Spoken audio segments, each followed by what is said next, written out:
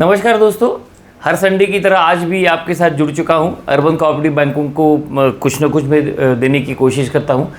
इच्छा यही होती है कि मैं कुछ न कुछ अच्छा आपको दूं और नए विचार आपको दूं। That's the idea behind this YouTube channel. I hope that you like this channel and you must have subscribed to this channel. This Sunday, I intend to talk about a recently issued circular by Reserve Bank of India. The circular was issued on 8th of March 2022. The circular is yet to sink in with many of the urban cooperative banks, principally because it's a very big circular and it takes time to understand and really implement that. We are all busy on 31st of March closing of the books of accounts, and therefore ideally no bank will be paying attention. Probably this circular you can make use of for March 23 and thereafter. You might be remembering that somewhere in September 20, the central government promulgated the Banking Regulation Amendment Act, and that was converted into bill in September 20. And then there was a huge problem for the urban cooperative banking. Entire sector was struggling on two counts. One is the provision in Section 12 of Banking Regulation Act, Section 12 of under subsection 56 or main Section 56, which was applicable to cooperative banks. This Section 12 virtually prohibited any of the cooperative bank to issue fresh share capital or to refund any share capital, or the share refund was also restricted. Some banks followed the guidelines, but some bank entered into an area of aberration in terms of compliance. But in October 2020, Mumbai Regional Office of Reserve Bank of India issued some interim relief whereunder it allowed issuance of share capital only for the linking, and it allowed refund provided your CRAR does not fall below the minimum required norm of 9%. This was what somewhere in October 2020. Thereafter, somewhere on 14th of July 2021, Reserve Bank of India came out with a draft circular on the issue of share capital and other instruments whereunder they could augment the capital instruments whereunder the capital base of the urban cooperative banks could be augmented. This draft circular was open for comment, and many people responded to the Reserve Bank of India's intention to issue these guidelines, based on which the Reserve Bank of India has now issued the final guidelines in respect of regulation of share capital and securities by primary urban cooperative banks. This circular was issued on 8th of March, very recently. As usual, you will find that the circular is very big, and then interpretational issues do exist. What I am trying to do is this: I am trying to make it very simple. अगर मैं इसको simple भाषा में आपको समझा सकूं कि ये सर्कुलर क्या है और इसके मायने आपके लिए क्या है, तो फिर आप ये सर्कुलर फिर से वापस पढ़ के उस पर अगर आपको कुछ परेशानी है या दिक्कत है तो आप मुझसे बात कर सकते हो. मेरा ईमेल आईडी या तो डिस्क्रिप्शन में आपको मिलता ही है, तो वो ईमेल से आप मुझसे जुड़ सकते हो. Then I will be able to respond to you. This circular is in fact in compliance with the section 12 as applicable to urban cooperative banks, whereunder the prohibition was existent till the issuance of this circular. Now this circular has come as a huge relief for the sector. Why I say it is a huge relief? For the two reasons. One is the area whereunder भाई share capital देना है, issue करना है, या फिर linking share देना है, नहीं देना है, या फिर हमारा जो टायर 2 इंस्ट्रूमेंट्स है उसके बारे में क्या है, ये सब चीज़ें रिजर्व बैंक ने इसमें एकदम क्लियर कट सफाईदार मेथड से यहाँ पे लाई है. Reserve Bank of India now says via this circular that you can issue share capital, you can refund share capital. एक common minimum programme refund of share capital में उन्होंने लाया है. हर तरह के इंस्ट्रूमेंट के बारे में भी लाया है. वो क्या कहते हैं? You can refund the share capital और you can refund the couple of other instruments which I will of course come to, provided your capital adequacy ratio is not falling below 9%.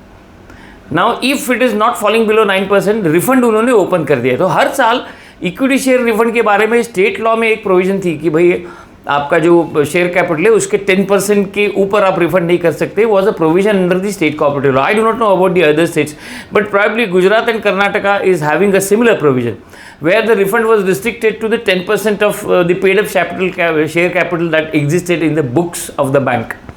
Now that 10% limit is gone. It would mean that BR Act is superior act. It supersedes all the other laws in the country.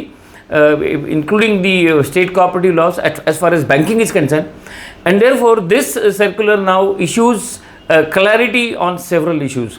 I'll come to the clear points as I move forward, and then I will discuss those teething troubles which the urban cooperative banks normally faces. One of the major issue which I find is very important and very critical is this, that the urban cooperative banks do not have leverage in terms of doing business. Why that leverage is not there? That leverage is not there because you also have to comply with the Reserve Bank of India's norms of share linking. 2.5% share linking you must obtain if it is a secured advance, 5% linking you must obtain if it's an unsecured advance, and then for MSME there are some concessions on that. Mind you, these are not the legal provisions of the state cooperative law. These are the directions of Reserve Bank of India. For almost 30-35 years these directions are in place. Roughly around 20 years ago there was a relief for MSMEs in the share linking norm which was granted. But somewhere in 2011 or 2012, I believe, I may not be correct on the date, Reserve Bank of India came out with the idea of granting relief to the urban cooperative banks which are well managed. Of course, the concept of FSWM was not in existence then. But then they came out with the idea कि अगर आपका CRAR consistently 3 साल 12% के ऊपर है तो फिर आपको मैंडेटरी शेयर लिंकिंग नहीं है. इसका मतलब ये है कि the mandatory share linking from the borrower is not required if your bank is having consistently 3 years CRAR about 12%. This has been modified to a great extent, and this is the beautiful impact of this circular. Now Reserve Bank of India has changed its stand in terms of taking over the complete regulation of the urban cooperative banks. What they are saying is this: share linking norms are scrapped. They are saying that share linking norms are not required provided you are complying with the mandatory CRAR requirement of 9% and above. तो बैंकों ने क्या करना चाहिए? Reserve bank ये कहती है कि अगर आपका एवरेज CRAR 9% के ऊपर है, the board can take a decision what should be the level of your CRAR by way of a policy which should be reviewed every year, of course in the beginning of the year. That's what they are saying here. It would mean that अगर आपका CRAR 9% plus है तो भी आपको share linking लेने की आवश्यकता नहीं है. लेकिन बिजनेस में अगर सर्वाइव करना है तो डिफ़िकल्ट टाइम्स जब आते हैं तो richest person in the town is the one who carries money with him. With the same logic आपका CRAR इस वजह से आपको उसकी लेवल तय करना है कि हम लोग एवरेज CRAR क्या मेंटेन करेंगे, 9 मेंटेन करेंगे, 10 मेंटेन करेंगे, 11 मेंटेन करेंगे, जो भी है वो. I have seen couple of banks which are having CRAR above 14%, 15%. Now having a CRAR above 14%, 15% is misutilization of capital funds is what I believe.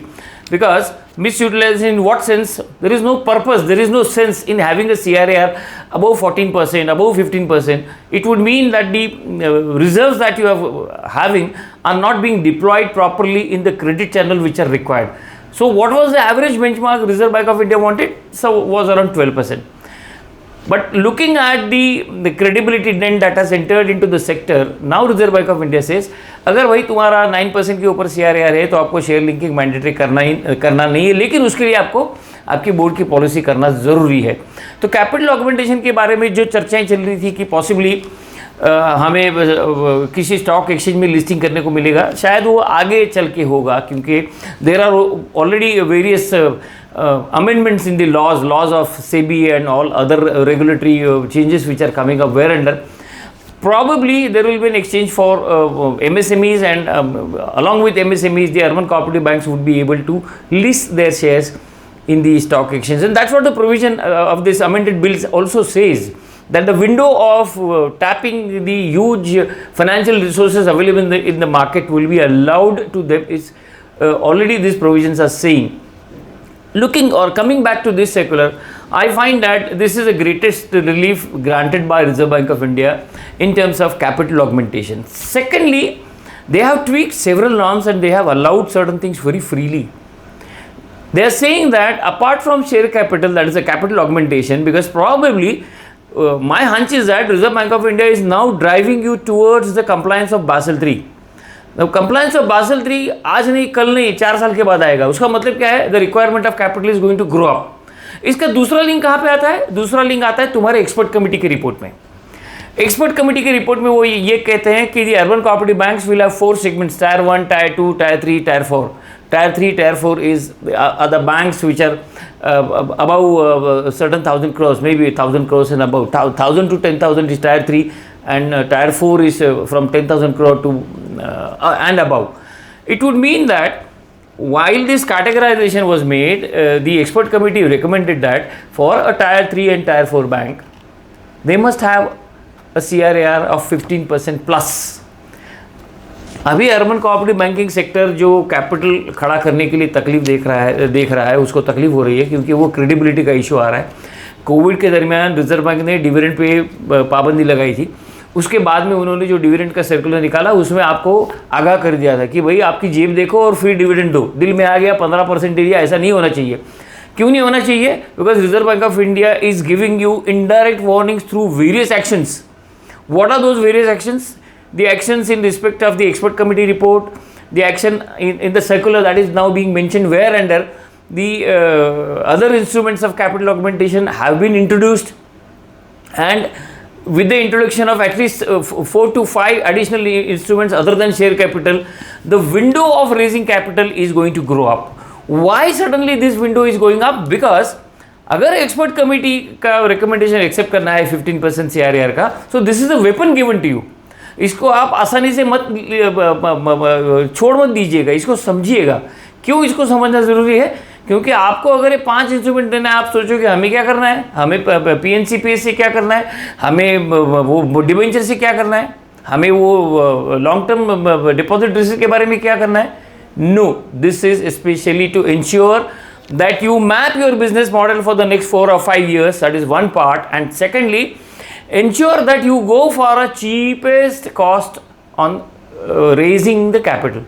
With the least possible money you should raise the capital. अब सोचो, मुझे equity raise करने के लिए अगर आप members के पास जाते हो और उसको कहते हो कि आप 50,000 का शेयर में इन्वेस्ट कीजिएगा, वो आपको पूछेगा आप मुझे डिविडेंड कितना दोगे।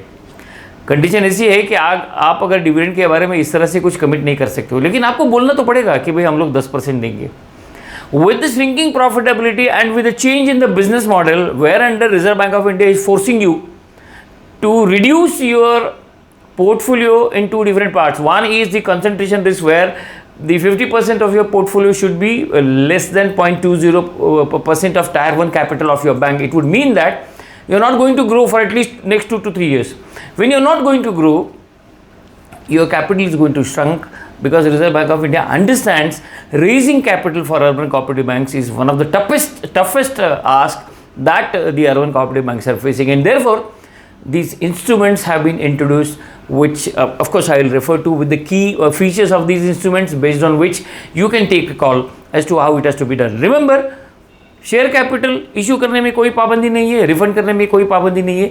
एक पाबंदी रिफंड करने में है, वो ये है, you should not refund share capital where under your CRAR falls below 9%। अगर ये प्रिंसिपल आप फॉलो करते हो तो रिफंड में भी कोई परेशानी मुझे लगती नहीं है। उन्होंने प्रेफरेंस शेयर 4 टाइप के आपको इशू करने के लिए अलाउ किए हैं। ऑफ कोर्स इन सब चीज़ों में आपको एक बात ध्यान में रखनी है, कोई भी इंस्ट्रूमेंट अगर आपको इशू करना है, आपको प्रायर अप्रूवल आपके रीजनल ऑफिस या जो भी डिपार्टमेंट ऑफ रेगुलेशन है उनसे आपको प्रायर अप्रूवल लेना जरूरी है। Without their approval you can do nothing. Without their approval none of the instruments can be refunded also. So दोनों चीज़ों के लिए RBI का अप्रूवल आपको ध्यान में रखना है। इसमें कुछ भी करना हो, ask RBI, seek their permission and do it. Preference share के बारे में उन्होंने इंटरेस्टिंगली 4 इंस्ट्रूमेंट्स दिए हैं। They have issued 4 instruments. One is perpetual non cumulative preference shares PNCPS, दूसरा परपेचुअल क्यूमुलेटिव प्रेफरेंस शेयर्स, तीसरा redeemable non cumulative preference shares और चौथा रिडीमेबल क्यूमुलेटिव प्रेफरेंस शेयर्स। इन चारों इंस्ट्रूमेंट में एक ही इंस्ट्रूमेंट जो ऐसा है कि जो टायर 1 में पकड़ा जाएगा। वो टायर 1 में क्यों पकड़ा जाएगा समझने की कोशिश करो। PNCPS, जिसको हम perpetual non cumulative preference share कहते हैं, वो अगर आप इशू करते हो उसको टायर 1 में पकड़ा जाएगा। उसकी वजह ये है कि उसका equivalent treatment with equity share है। इसका मतलब ये है कि आपको कोई डिविडेंड कमिट नहीं करना है। उसका परपेचुअलिटी का मतलब है मरते दम तक वो मरते दम तक होने की वजह से, उसको इक्विटी का ट्रीटमेंट आने की वजह से आपको उसको टायर 1 में आप ले सकते हो। PNCPS क्यों इशू करना है? क्योंकि आपका 0.20% का जो एक्सपोजर नॉर्म है टायर 1 कैपिटल का, वो अगर इंप्रूव करना है तो आपको PNCPS इशू करने के अलावा कोई चारा नहीं है, because that will be included in tyre 1। Rest of the instruments like perpetual cumulative preference shares, वो जो सर्कुलर लेके बैठो आप, जो 3 आगे के दिए हैं ना, वो टायर 2 में आएंगे। वो टायर 2 में क्यों आएंगे? उसकी वजह यह है कि उसमें जो डिविडेंड होगा या कूपन होगा वो आप कमिटेड भी दे सकते हो। उसमें कॉल ऑप्शन है, पुट ऑप्शन नहीं है। कॉल ऑप्शन का मतलब क्या होता है कि आप उसका मिनिमम टेन्योर अगर 10 साल तक हो जाता है तो 10 साल के बाद आप वो इंस्ट्रूमेंट कॉल बैक कर सकते हो, यानी रीपे कर सकते हो। ऑफ कोर्स वो रीपे करने के डिसीजन के लिए भी आपको RBI से अप्रूवल लेना है। क्यों अप्रूवल लेना है? क्योंकि that is going to have impact on your CRAR। Then उन्होंने डेट इंस्ट्रूमेंट्स, डिबेंचर और बॉन्ड जैसे इंस्ट्रूमेंट उन्होंने अलाउ किए हैं, जिसमें एक उन्होंने कहा है कि परपेचुअल डेट इंस्ट्रूमेंट्स। अभी ये जो परपेचुअल डेट इंस्ट्रूमेंट भी टायर 1 में आने वाला है, वो टायर 1 में इसलिए आने वाला है क्योंकि उसका एक्सपायरी डेट नहीं होगा, उसका कमिटमेंट टू कूपन नहीं होगा। और लॉन्ग टर्म बॉन्ड के बारे में उन्होंने एक जो पुरानी स्कीम थी LTDR की या LTSB की, जो पुरानी स्कीम थी, वो पुरानी स्कीम में 5 साल और 7 साल का पीरियड था। अभी इन्होंने ये पीरियड जो है वो 10 साल का कर दिया है। बाकी बारीक यहाँ पे वहाँ पे उन्होंने चेंजेस किए हैं। जो भी कूपन इन बॉन्ड्स पे आप लाने वाले हो, उसको आपको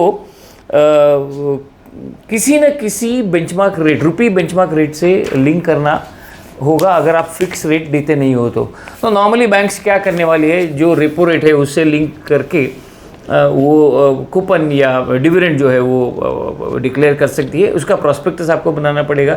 लेकिन जब आप इसको रेपो से लिंक करते हो तो रेपो से लिंक करने के बाद में आपको उसका जो परफॉर्मेंस है, आपको प्रॉफिटेबिलिटी पे ऊपर आपको उसको डिविडेंड देना पड़ने वाला है। ये सभी इंस्ट्रूमेंट्स के बारे में रिजर्व बैंक का एक ये कहना है कि जो गाइडेंस है इन्वेस्टर का, वो इन्वेस्टर को जो रिस्क परसेप्शन देना है उसके लिए आपको क्लियर कट गाइडेंस देना है।